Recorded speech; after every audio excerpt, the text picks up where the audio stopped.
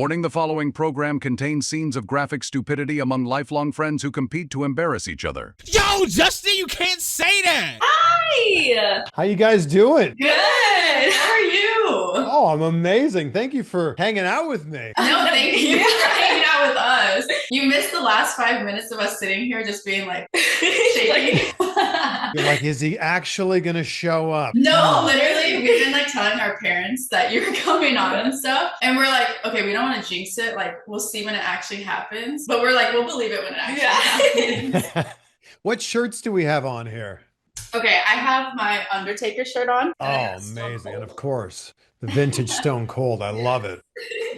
Welcome back to another episode of Tag Me In. I'm Justine. I'm also Justine. And today we have a really special guest on today. We have Chris. Thank you so much for being here today. Thank you, guys. And I'm sorry that my name is not also Justine here. I know. I mean, we're really trying to find the trio, but, you know, we're still on that search. So if you guys know, let us know. Thank you guys for having me. Yeah, of course. Thank you for coming on. We have a bunch of questions to ask you, but we saw something yesterday that we wanted to bring up to you first. Yesterday you had Sal on your podcast, and if you didn't know, we're huge Impractical Jokers fans. We actually even have a cardboard cutout of Sal who makes appearances. Oh my gosh. Well, I guess we both had Sal on our show then. Yeah, honestly. Yeah. We always joke about that. Yeah, so we wanted to just kind of ask you, like, how did that come about? Sal's a huge wrestling fan, and I've been doing a lot. As you guys know, I have a lot of wrestlers on the show, referees, people that are, in the wrestling world. But then there's always like people that I like to call wrestling adjacent. They're just massive wrestling fans. Dan Soder was a comedian on recently who does the greatest Macho Man impression ever.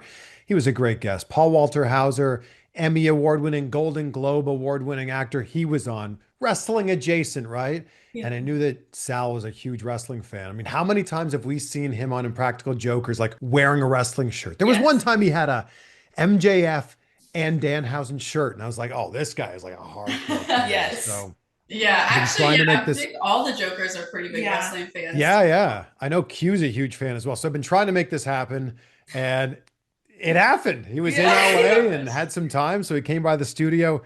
It's a hilarious episode. I know you guys will be so excited to see this one. Yeah, we're so excited. Okay, before we hop into our other questions, just have to ask, do you plan on having any of the other Jokers, like maybe Q on? So as soon as the interview was done, he's like, Q's a huge fan. I'm like, well, I'd love to have Q on the show so we can chat a little wrestling as well. So that one, it's all about schedules, right? Those guys live on the opposite side of the country. So it'd be amazing if we can make it happen. Can we point out these shirts now that we're rolling? I feel like I'm so boring. I wore just a black shirt here. It sucks. I know. When we figured, we're like, let's just throw some legends on because we thought you might have like The Rock or something on yours. I let you down. Oh my gosh. Okay, well, let's go ahead and hop into it. So obviously you're a lifelong wrestling fan. What's like the origin story of you becoming a wrestling fan? Like, how did you get introduced to it? I think my earliest memory of watching it was on at my grandparents' house. And it's not that my grandparents were huge wrestling fans, but my grandpa just loved to have sports on the TV. So a lot of hockey growing up in Canada, baseball, basketball, football. I remember Saturday night's main event being on. This would have been like late 80s, probably early 90s. And I just remember the larger than life characters. I remember watching this with my cousins, and we would spend the rest of the day like stomping while we were fake punching each other. Like we just thought that this was hilarious. I also remember my uncle being like, you know what an Undertaker is, right? And I'm like, yeah, he's that guy. He's the guy with the hat. And they're like, no, like you know what an actual Undertaker is. And I had no idea that it was also an occupation. So like that was like early memories. But Attitude Era is when I like really became a hardcore fan. And I remember it was McMahon, Austin was the main storyline at that time. And I was an amateur wrestler. I was a high school wrestler. So like when you're high school wrestling, you're told like what we do in here, this is real. And when they do on TV, that's not real. So like I grew up with this mentality of like what we did on the mats was like authentic. So I didn't really have a huge relationship with pro wrestling. I was obviously aware of it. But one of my best friends who lived one town over, he was a hardcore wrestling fan. And we did this crazy thing in the 90s called talking on the phone, right? Like if your friend lived somewhere else, you just like called them as soon as you got home from school. Yeah. And I remember our phone calls would always abruptly come to an end at 9 p.m. because Monday Night Raw was about to start. And we weren't done talking about whatever we were talking about. I said, all right, look, I'm going to put it on. First commercial break. We're jumping right back into this conversation. He's like, okay. So like I put it on for 15 minutes. We didn't talk. And I was just like waiting for that commercial break. And then I was like, man, this is so good. And I got sucked into that world. And I'm the type of person that like, I just dive right in. I'm passionate about things. I don't check the depth of the water. I don't check the temperature of the water. Just I dive all the way in. And that's how I was with pro wrestling. I went from watching 0 minutes to now watching everything. It was Raw and Nitro and Sunday Night Heat and ECW, all of it. And like I haven't looked back since. Yeah, I feel like that's how wrestling is for a lot of people. Like once it just captivates you, it just brings you in, and you're in this whole world of like, all these larger than life characters, larger than life storylines, and it just brings you into that community. For sure. And like Rock was like a huge part of who I was at that time. Like those are formidable years when you're in high school. And I just felt like The Rock had this charisma that oozed out of the screen, whether he was in the ring or cutting a promo. And I was just like, if I could just have like 0.1% of that guy's charisma, that'd be amazing. Yeah, right. Well, actually, like we were talking about the story we heard about you in high school. You dressed up as The Rock one year and you would go around asking questions just so you can scream, "It doesn't matter what you think." That's awesome. You've gone from local news to interviewing The Rock. What was that transition like for you? So, yeah, I started my career in local news at a small station in Peterborough, Ontario, Canada, Checks TV. And like you're doing it all there. So I was writing the stories, editing the stories, shooting the stories, producing the stories, and reporting the stories. Like you're wearing a whole bunch of hats there. But what a great way to like break into the business and learn like how all of the different components work. My goal, my dream was always to interview The Rock. Like he was the top of the bucket list of people I wanted to interview. It wasn't, I think it was 8 years later after starting my career. Like I had done a lot of other, big name celebrity interviews. And I knew The Rock felt like achievable because he was promoting all the movies that he was in. But it just like it never lined up. And then I finally got him, it wasn't for a movie. I got him backstage at Monday Night Raw when I was living and working in Cleveland. So I'm like, oh my gosh, not only do I get The Rock, but I get The Rock in the setting that I fell in love with The Rock at. Like we're at Raw right now, and I'm talking to The Rock, not about G.I. Joe or Fast and Furious or Pain and Gain or any of his other movies. We're talking to him about wrestling. And it was right before his match with John Cena. And that was such a cool thing to be able to do that. And now I've interviewed The Rock 10 times, not that I'm counting, of course. Hopefully there's more, maybe if he gets nominated for an Oscar for Smashing Machine, maybe we could have another one.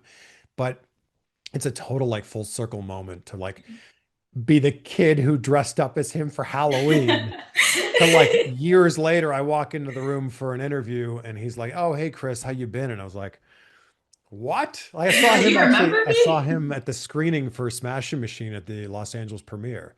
And he was like, "Hey Chris, how's your kid?" And I was like, The Rock knows I have a kid. Like he remembered that conversation. Like I'm like, well, I have two now, but like that was so cool that like that's just who he is. And I love that. And like they say you shouldn't meet your heroes.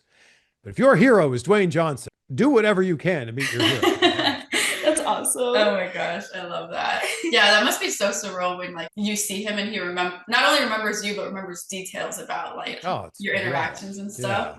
Yeah. Like, that's crazy. That's huge. So obviously now that you've been interviewing and you've been around so many people, you're used to it, I would say, or maybe not. But go back to your first like big interview with like a wrestler. How did you feel beforehand? Like, how did you calm your nerves? Like, cause like, even like I said, when we first hopped on, we're like, we're so nervous. Like, how was that for you?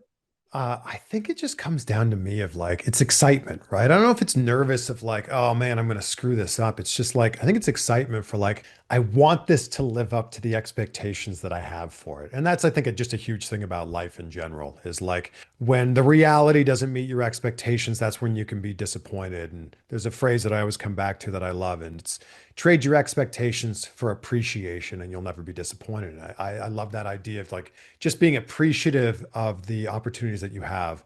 I remember I was working at that local news station that I was telling you about. And then I got a job at MTV2 Canada, and I picked up my entire life into my 1995 Toyota Corolla, drove 47 hours across the country for this amazing job interviewing actors and celebrities and musicians. And like my second day, I got to spend the day with a musician. And it was like, I was just like thrown to the wolves. And I think my boss was like kind of doing this as a test of like, can you hang?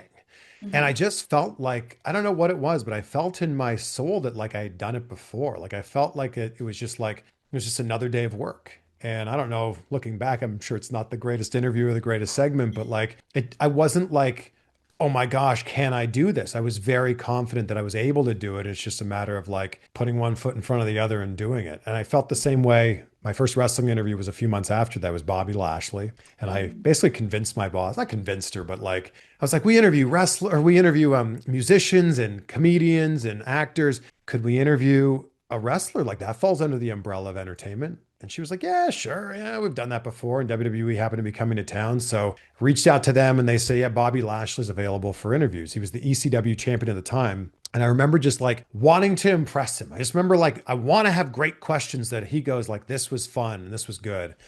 And if you look back at it, it's not a great interview. It's not terrible, but it's certainly not a good interview. And I was so fortunate that like 17 years later, I got to do another interview with him. And like, I hope that that one was much better. But it's just the idea of like, I'm excited that I get to do this now. And I was excited that I got to do it back then. And like, seriously, Justine, how lucky am I that I get to wake up and do this every day? Like I'm incredibly grateful for it. Yeah, no, 100%. That's awesome. No, that is. Jumping in, you're generally one of the best interviewers out there because you actually let people talk. It always feels like a real conversation instead of just a question. Has that always been important to you? I feel like I remember early on in my career watching like raw versions of interviews like that other TV stations or other like hosts would put up online and being like, oh man, I hope that no one would ever watch one of my full interviews. Because I felt like if I had 10 or 15 minutes with a celebrity, there might be 2 or 3 good moments we could pluck from that. And it would be like watchable if we edited it and put it together with some nice music and like made a like story out of it. And I couldn't wrap my head around the idea early on in my career that an interview was simply a conversation that was being filmed. And it took me a long time to be able to figure that out because in our real lives, we're not doing interviews, right? You're not like, maybe it's a job interview or maybe, you know, the police are like bringing you in for an interview, but like, hopefully not. I didn't do it. But for the most part, like interviews are not like a day-to-day thing, but conversations are. So when I started framing them in my mind of like, it's just a conversation. It's no different than if me and you were to go out for a beer right now, or if you were to bump into someone that you knew at the store. And when you start to think about it like that, it makes you so much more present and in the moment and like actually paying attention. And it blows me away when I see comments on my videos that people are like, oh, you actually like, you don't interrupt. And I'm like, of course, what are you talking about? Of course I don't interrupt. I'm just as invested in listening to their answers as anybody else would be. And I think that the idea for me has always been like, what would this conversation sound like if I ran into this person at a party or a store or something like that? And like you genuinely be present and you genuinely be listening. Like if you said, oh, what have you been up to? Oh, I just got back from a trip to Europe. Oh my gosh, what country were you at? Like you would genuinely follow the beats of the conversation. And I know it is so much easier said than done, but that's always kind of been the basis for me of like, all right, you just talked about this. Well, what's the natural question that you would want to ask next? But it's, I'm 20 years into asking questions for a living, which is a crazy way to phrase it. And 20 years into this wild career that I've had. And I feel like I'm still learning every single day. And I think that if you're not going back and watching some of your older stuff and cringing a little bit, like, oh, I thought that was good at that time. Like I would approach it so much differently now. If you're not doing that, then I don't think you're heading in the right direction. So I'm constantly trying to like push forward and make it better in any way that I can. I think that's really good advice for like us as well too, because we just started our podcast this year and typically it's just, back and forth between us, but we wanted to like expand into interviewing people and collaborating with people just in the wrestling world. And I think that's really good advice because we obviously want to prep beforehand too, but you just never know how the conversations are going to go. And I think it is like when I watch your interviews or especially like your one with Santi, like it just so natural. Like you two are just like catching up, talking. Like you forget you're like watching an interview. You know. And that's a huge compliment too. So thank you for saying that. I think the best thing that I can say as advice is like just be prepared. Like if you're going to interview John Cena, for example, like try to figure out like all the beats of his career. Like try to like figure out like the main things of his career so that when he says, "Oh yeah, that Money in the Bank match in 2011," you go, "CM Punk." Like you automatically know like and you don't have to go, "Oh, and who was that match with?" Like you know their career like as well as you can so that like if the conversation veers off to the left, you go, "I got you. Let's go." Yeah, no, definitely. No, that's really good advice. Thank you. Yeah. Okay, we wanted to kind of switch gears a little bit and ask you about what's going on today in the wrestling world. So, as of today, is there any storylines that are going on in the WWE that you're really intrigued in, or is there anything that you wish would be going differently, or how's your, overall opinion on everything that's going on right now? So the biggest one that's top of mind right now is like I have no clue what's going to happen in John Cena's final four appearances. Like Yeah. zero clue. I'm assuming he's going to wrestle it all four, but we've got Raw, Survivor Series, and then the final one, Saturday Night's Main Event, his last match. So four of those. I'm assuming he goes out, and obviously we don't have time to set up any storylines for those. I'm assuming it's four matches. I have no clue who those four opponents are. And I love that. I love that it's not like, oh man, this is so predictable. It's going to be this person, then this person, then this person, then finally this one. So that one is top of mind. I'm so interested to see how this goes. So interested to see who they decide on for John Cena's last opponent and how that entire night goes. The other real story, the big storyline that I'm really interested in is what the heck is going on with the World Heavyweight Championship? Like, I hope that Seth Rollins heals up and I hope that he gets well soon. And I hate that he had to vacate the title. But what are we doing with? Like, I feel like there's so many deserving people that even if they're not going to win, and I assume that with the vacant championship, it's CM Punk versus Jey Uso. I assume CM Punk's going to be the champion and hopefully he gets a longer reign than the 5-minute one he had at SummerSlam, right? There's so many other people that could be part of this match. And even if they're not going to win, like at least give us like a 4-way match or give us a 6-person ladder match or something like that. I just think that like, how is Braun Breaker not part of the conversation? Like Exactly. Braun Breaker and Bronson Reed are the ones who like in storyline take out Seth Rollins and like they're not part of this conversation. I just don't understand. Yeah. And I get that Braun Breaker is a future champion and that's going to happen like for sure at some point in time, but why not have him in this? And we can at least go, is it Braun Breaker's time now? So I don't understand why this is just 2 people in this match. I'm excited to see CM Punk likely win this, but that's the other one I'm kind of wondering what's going on. Yeah, definitely. That's kind of where our head is at too. Yeah. Well, we've thought too with Bronson Reed and Braun Breaker, like if you're gonna kind of push them, like do it, you know? Yeah, what more is going on here? Like Paul Heyman is hanging in the balance, which I love that. I love that he's always like someone you got to keep an eye on. Yeah. Because is Brock Lesnar going to be part of that storyline as we head into WrestleMania? Are we going to get Braun Breaker versus Brock Lesnar at some point down the line? Yeah. I don't know. But there's a lot of moving parts here, and I'm curious to see how it all plays out. Yeah, definitely. No, exactly. Who is somebody that you haven't had on your show that you would love to have on your show at some point? There's still quite a few. And I feel like last time I got asked this question, I said Shawn Michaels, and then he came on the show like a month later. Yes. So Yeah. we'll test the waters here and I'll put it out into the universe. Randy Orton's one that I would love to have on. And I did an interview with Tina Fey and Margot Robbie years ago, and they turned the tables on me. Like they played reporters in this movie. Mm-hmm. The movie was called Whiskey Tango Foxtrot. And they turned the tables on me. And then they started interviewing me. Like they were the reporters and they were like, who's your favorite wrestler? And at that point in time, I said, it's Randy Orton. So like, how amazing would that be that like in that interview all those years ago, I said Randy Orton was my guy. And then finally to be able to sit down with him, and he doesn't do a lot of interviews at all. Mm-hmm. Like he did the one with Stephanie McMahon. He did the one with Cody. I get it. Those are his friends. Those are his colleagues. But like, I got to do an interview with Randy Orton. CVV and RKO. Yeah. It needs to happen. Yeah, that would be awesome. I can definitely see that happening. Oh my gosh. Yeah, that would be awesome. I love Randy Orton. Yeah. Oh yeah. Randy He's incredible. And what a career. What a career he's yeah. had. It's amazing.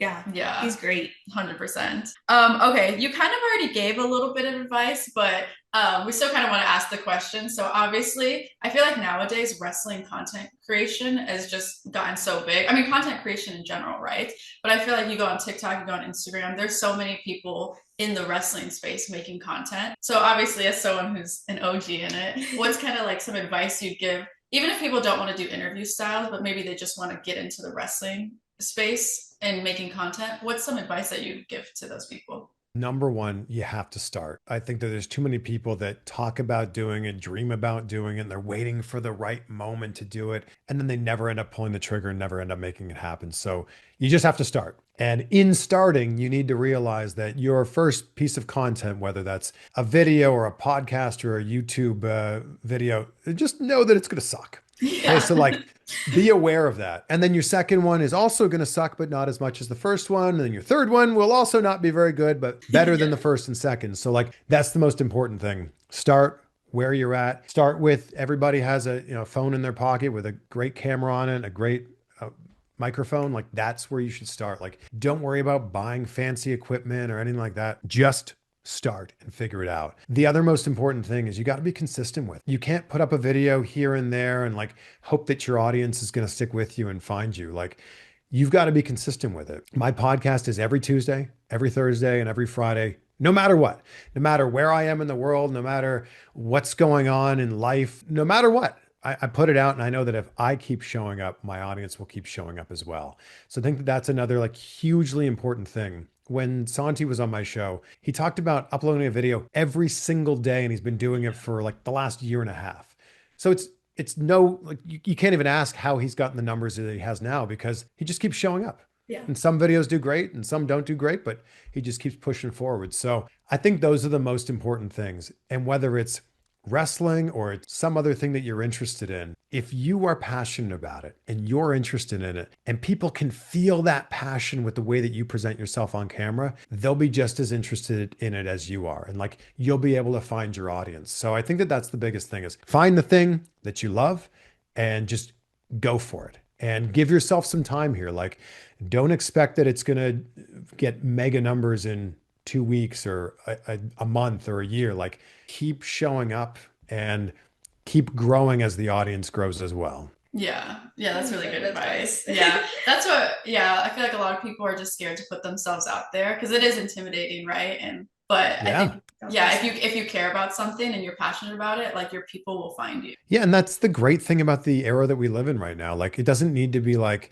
glossy with amazing lighting and an excellent like camera lens. Like so much of the videos, especially on TikTok, are just like someone holding up the camera, terrible lighting, and just like sitting there and talking, and it feels real. And that's a big part of where we're at right now with content creation is like people can see right through it if it's fake or you're fake. And I think the idea is like, if you can show up authentically, that's when you're going to win.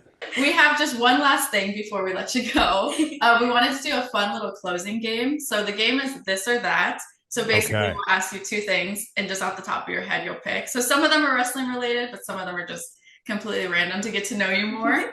Let's go. Okay, let's do it. So the first one is morning person or night owl? Morning person. We have two very young kids right now, 2.5 and 10 months. Wow. We're in bed by like 8:45 p.m. So I think had you asked this question when I was still in college, I would have given you a very different answer. But right now with this season of life, which I love being in right now, definitely a morning person. We're waking up at a time that begins with a 5, sometimes a 4. Oh my gosh, that's funny. Or summer or winter? Summer, 1000%. I'm from Canada. We live in Arizona, so we're winter. Yeah. But okay. You haven't seen winter though. Like, that's true. Okay, like a cold day for you is like 50s, all right? Like, where I grew up in Toronto, like a cold day is like has a little negative in front of the number. No. So I think that people in warm climates romanticize the idea of like, oh wow, around Christmas time it snows. Like that's awesome. But you got to remember that it's also going to snow in January and February and March and possibly April, and then even sometimes in May too. So like I've been so fortunate to, it was Florida before California, but I've avoided the snow for the last 10 years. We even get winter for like 2 months only. Yeah, and it's like not even really winter. Winter, yeah. I think this question definitely depends on where you're at. Yeah. 100%. Yeah. Although there are some people that are like, I love skiing, I love snow boarding, so give me winter. It's like, Yeah. all right, fair enough, but that's not for Yeah. me. I will take 100 degrees over 10 degrees any Yeah. day. Our summers are 120 here. No, thank you. Okay, next one is dogs or cats? I will say both, but we have a dog right now. Luna, our 15-year-old Chiweenie. She's such a ridiculous little dog. But I grew up with cats. We traveled so much when I was a kid. I played a lot of baseball, played a lot of hockey. I think my parents were like, we don't have time to like constantly take the dog out, walk a dog and everything like that. Yeah. Cats are a lot easier to take care of. But right now, I guess if I had to choose one, I will take dog. But Okay. I love all animals. Yeah. That's the same. Pizza or burgers? Pizza, so easy. Yeah. Pizza is my go-to. Like if I go to a restaurant and there's pizza on it, 9 times out of 10, I'm ordering the pizza. Yeah. I love pizza with every fiber of my being. We didn't think this one would be the one you get the most passionate Yeah. about. I'm very passionate about good pizza and also very passionate about terrible pizza. Like there's nothing worse than getting pizza from a new place and opening up the box and it's like way too cheesy and kind of soggy and gross. And you pick up the slice and it just like falls on you and you're like, Yeah. I wasted my time and my money and I'm hungry and this is what I got to eat. Yeah. In fact, I might be more passionate about bad pizza than I am about good pizza. You have more to say about it. Yeah, because like good pizza's like, yes, that's what I expect, right? Like bad pizza's just, it's just a disappointment. Right. It's like that phrase where they say like a bad review goes 10 times farther than a good review. Sure. Yeah. Right. Like there's just nothing more upsetting than opening up the box and going, oh, that's not going to be good. Oh my gosh. Okay, chocolate or vanilla? Probably is a straight up flavor vanilla. Like if we're talking ice cream, I think I'd go vanilla over chocolate. Yeah, I think vanilla. Although I don't think I eat a lot of chocolate.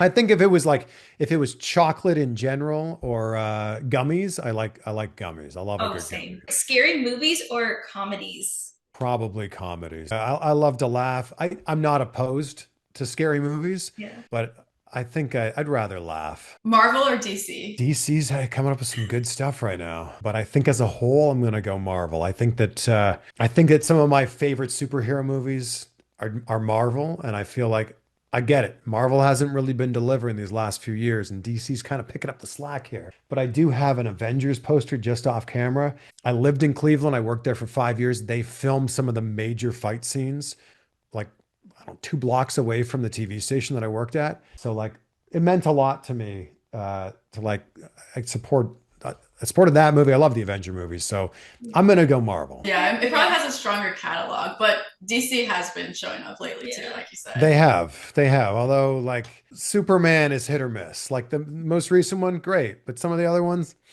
I don't know. Yeah. SmackDown or Raw? I think Raw. I think just because it means so much more to me. Raw was the show that like got me hooked as a wrestling fan when I was in high school. I just think that when you think of a WWE weekly television program, you think about Monday Night Raw. And it's not a slight to SmackDown. It's just Raw's been around longer. We think about the Monday Night Wars. And I was one of those people flicking between Raw and Nitro and trying to figure out which one I wanted to watch that night. So Raw, I think to me just has a deeper, more like personal emotion. Heel or babyface? I think if it was me, I think that being a heel would be so much more fun. Like, and there's something also about being in the crowd and booing a heel. Like you don't actually hate that man or woman. You're appreciating the work that they're doing, and your way of telling them is by booing them. So like I think it's fun, right? Those are the people that you love to hate. Like Dirty Dom. What a perfect example of that. Is like you just love to hate him. He's doing amazing work, but it's like, his music hits. We need to boo him because He's a bad guy, but he's so good at that job. So I think heel for sure. Yeah, 100%. And Yeah. all my favorites were heels for years. Like Triple H was one of my favorites in the early 2000s. And I just loved the way that he played that character that you just couldn't root for him. And it's like, that's so Yeah. good. No, it definitely says something about their character work too, when they can really like get under your skin and you're like, oh, you know? Yeah. And if I was a wrestler and I was making my debut, I would much rather be booed. Yeah. I feel like you've worked for it. And the other thing is like when you're a baby face and you're getting boos, like you're doing something wrong because everybody should be cheering for you. But when you're a heel and people are cheering for you, it's like, yeah, what can I do? Like, guess I'm just good at my job. Like if they're booing you, great.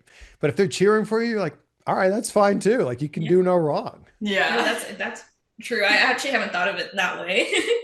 Singles or tag team matches? I've always been a singles fan, and there's been some amazing tag team matches over the years. And one of my favorite matches is the Hardys versus the Dudleys, Royal Rumble 2000. It was a tables match. And of course, I love all the TLC matches. But I think that for me, just getting invested into a story, I love it's this person versus this person. And in the middle here, this is the reason why we should care about it. This is the story why we should care about it. That's always been the thing that I've been drawn to. But with that said, some of my favorite matches are tag team matches. Title chase or long title run? Oh, that's a good one. And I think that honestly, this may be a hot take, but I think that some of the title runs recently have been too long. I love the idea of like actually knowing that a title could change hands. And I feel like when Roman had the 1,316-day run, it was great and it was historic. And so many things happened during that time, but it got to the point where it's like, well, the title's not going to change hands here. It's likely maybe only going to possibly change hands at WrestleMania. So it's like, what's the point of these other matches, right? Like, I love the idea. There's this great stat. In 1999, the world title changed hands 11 times. And 11's probably too many. But if we could have some happy medium there, like the title, when Roman was the champion, changed hands 0 times in some years. Yeah. So like, I love the idea that like, oh, there's a title match that's happening on Raw.